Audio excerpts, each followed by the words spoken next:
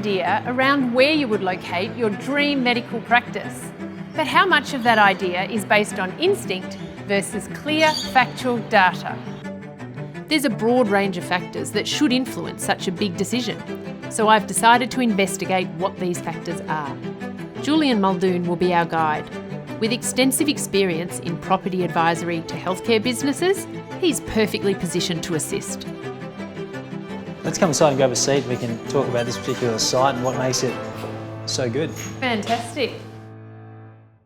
So here we are. Tell me about this location, what's happening here, and how long is it until this place is brought to life? Well, this particular business is going to be a general practice with a specialisation in cosmetics. So one of the reasons this particular area works so well is we're in South Yarra in Melbourne, and it's a bit of a prestige suburb.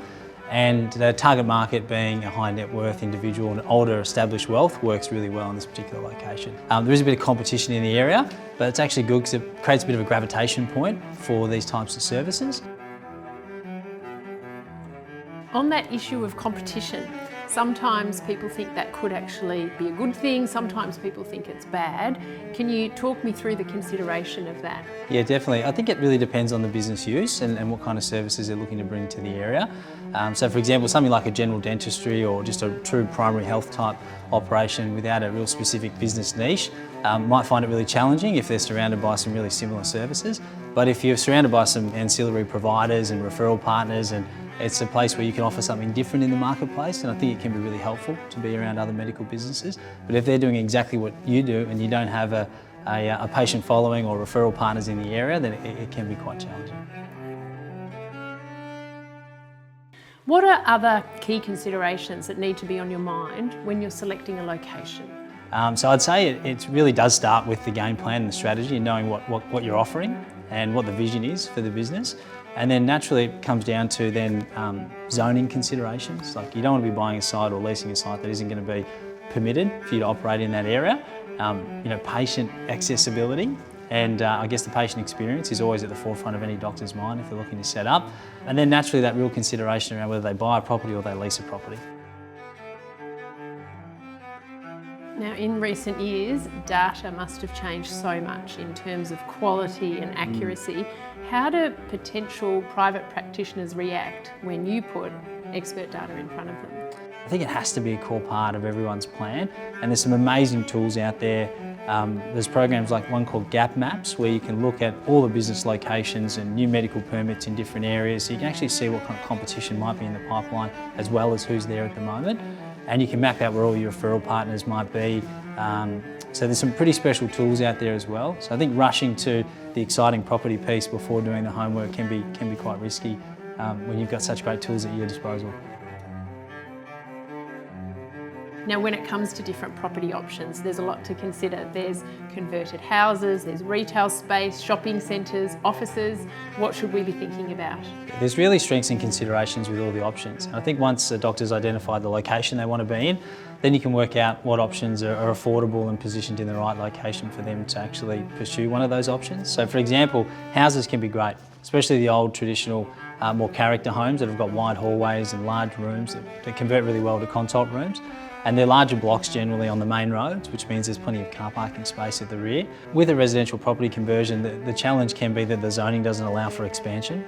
And if they want to add rooms and add different services or more doctors, sometimes that's not allowed. And in the commercial space, that's when you've got the options of retail like this, which is in a larger strata development.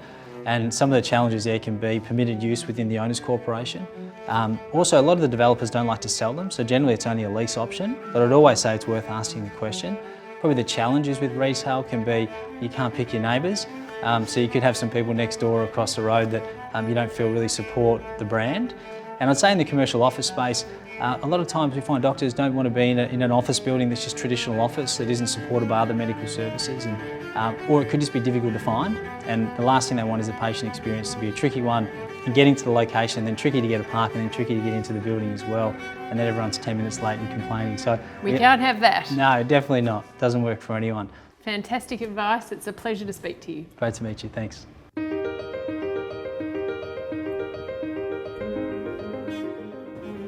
Beyond location, I often wonder how the aesthetics of a medical practice influence patient experiences.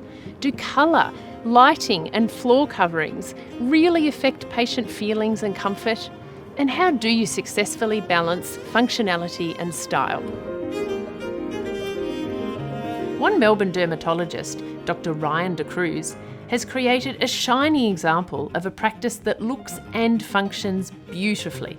So I'm heading to his clinic to see how he's crafted his patient experience through thoughtful interior design and fit out. Oh, great to see you. What a beautiful place. Thank you so much and welcome. Thank you. I love this wood. I just love this. Was this all your design? No, actually I cannot take credit for this. This is all the designers. Ryan, it is such a pleasure to be here. This is an amazing place. Tell me about how you designed this and how you pulled it off. Thank you so much. We're absolutely thrilled with the final outcome.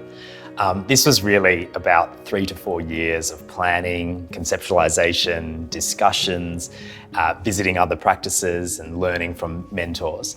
But ultimately, I think the main thing I wanted to do was come up with a building that reflected who I was. So I really wanted a practice that was welcoming, one that was light-filled, which is so important to what I do, and one that made patients feel very welcome and very secure.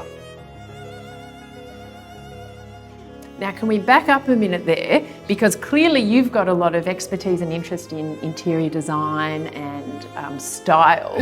What would you recommend for someone who perhaps hasn't got that expertise or interest, because maybe they might need a bit more advice and guidance? Yeah, well, it's actually funny you should say that, because the truth is I don't. I don't believe No, I haven't even built a cubby house and I've got 4 children, so I have absolutely no expertise. But I think the first piece of advice is if you don't have expertise or you're nervous about it, is get good advice and speak to a lot of people and eventually find your own voice and your own style, I guess. And how has it been for you? How do you feel working in a place like this? How do your colleagues, other health professionals feel? I come to work every day and I feel a sense of calm. I feel a real sense of joy. And I know that I can see that in my employees' faces as well. I have quite a big staff now. And again, something that really struck me in the places that I used to work was that, say, the tea room was tiny, or there was just no space at the front reception, or no thought to storage. All these really practical things that then actually impact the receptionists and the lead nurses. They don't necessarily impact the clinician directly, but all the people who make me faster and more efficient and happier in the workplace have previously not really been given a second thought. And patients often comment to them, oh, isn't this place wonderful to work in, and don't you love it? And I can hear them talk about, how much they love coming to work. So I think the people are as important as the place, and that when you have the two sort of meeting in the middle, you have a wonderful staffing team and a wonderful physical space, everything just works. And so the feedback I get is just phenomenal. And I imagine for a lot of people watching, they're thinking, gosh, I'd love to do that. Yep. But that is really, it's a big hill to climb. Am I ready to take on such a big risk? Indeed. What would you advise them?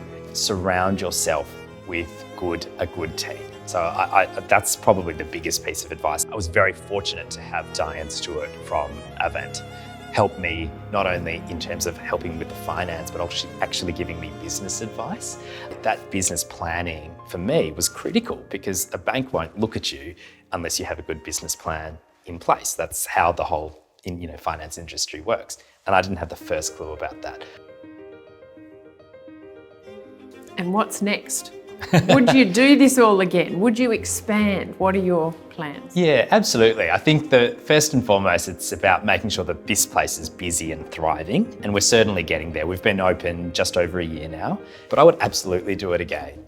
I would love to be able to expand the practice as our needs expand, to grow it, to share what I do with more patients, more members of the community. Well, thank you so much for having us here today. It is an absolutely beautiful space, so enjoy it, and I'm sure your patients will really be all the better for it. Thank you so much, and thank you for coming and seeing what we do.